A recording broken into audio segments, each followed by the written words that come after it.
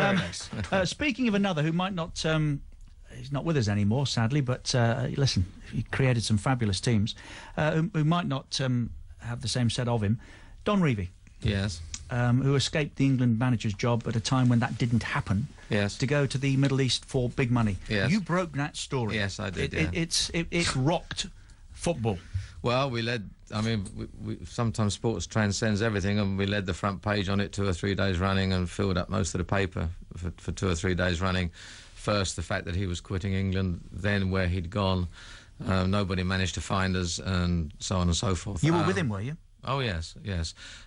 What I did was made the travel arrangements because he needed to go to Switzerland en route to Dubai in order to make sure that the money had been banked from the Emirates and that everything was in place as it should be before he took the step.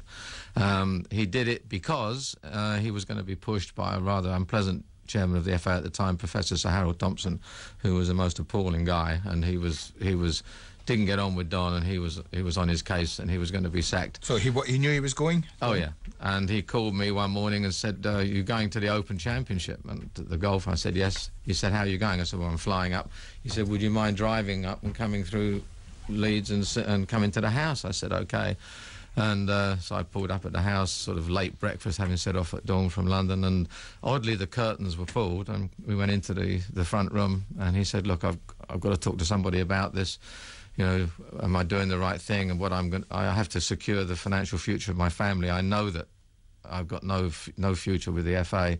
But I said, "Well, the backlash is going to be significant. But, you know, if the financial well-being of your family," and he was a great family man, Don, comes first, you know, that's the decision you have to take.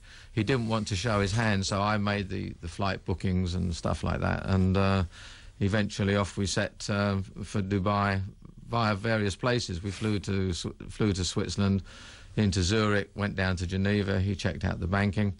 And that was the night we were running the story, and he and I were sitting in a beautiful restaurant overlooking Lake Geneva at about sort of 11:30, and he said, "What do you think is going on back home?" I said, "Well, at the moment, Fleet Street is in a somewhat turbulent state as the first edition drops, and we were in this beautiful, tranquil setting." And now the talk of trust.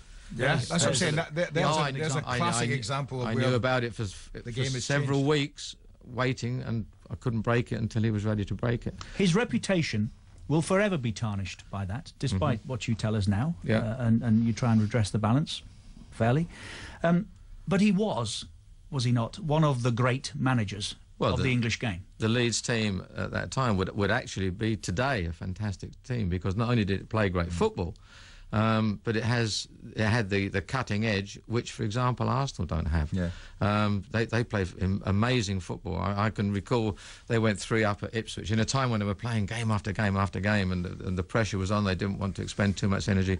They went 3 up in 30 minutes at Ipswich, and then just kept the ball for the rest of the game. And in the end, the Ipswich crowd were chanting "Ole, Ole." It was Southampton, was it? With the Southampton, Mick Shannon. Oh.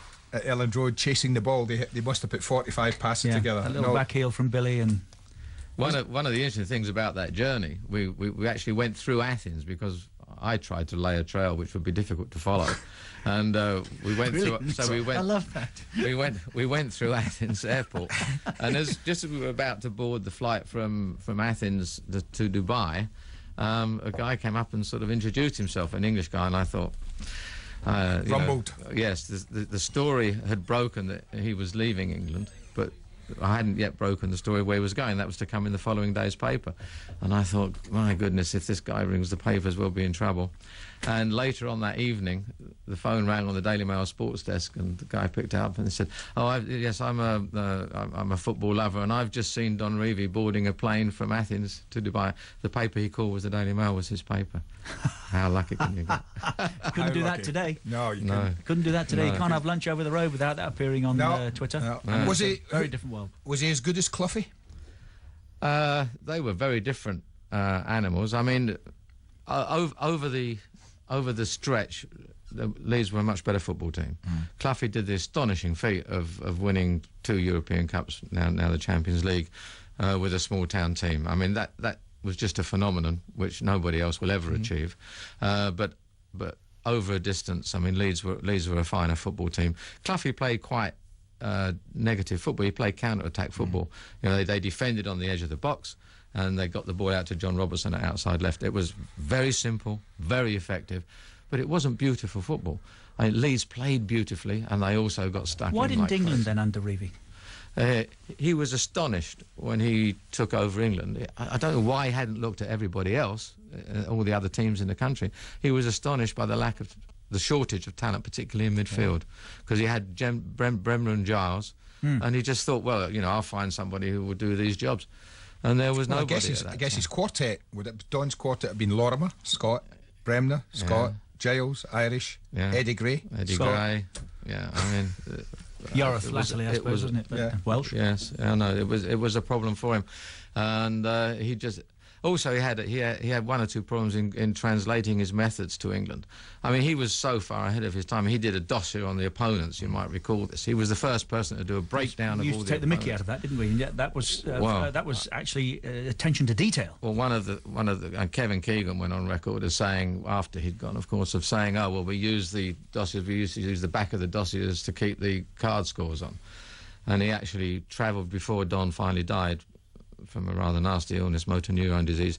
Kevin travelled to see him and apologised. Good. Which was good. Classy. Good. But at the time, they were making mockery of something which, I mean, is there a serious coach or manager in the country now who doesn't brief his team on the Mourinho opposition? does it with the course CDs, Andy, doesn't he? And presentation computer. I mean, it's a very modern thing now, isn't it? You're right. I mean, but he was the first to do it.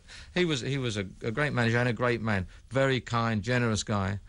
Obsessive driven, but aren't they all? And you watch Arsene Wenger on the touchline, he's a multi-millionaire, but he's not a happy budgie. Fergie. Yeah, Fergie. How driven is he? How driven is he?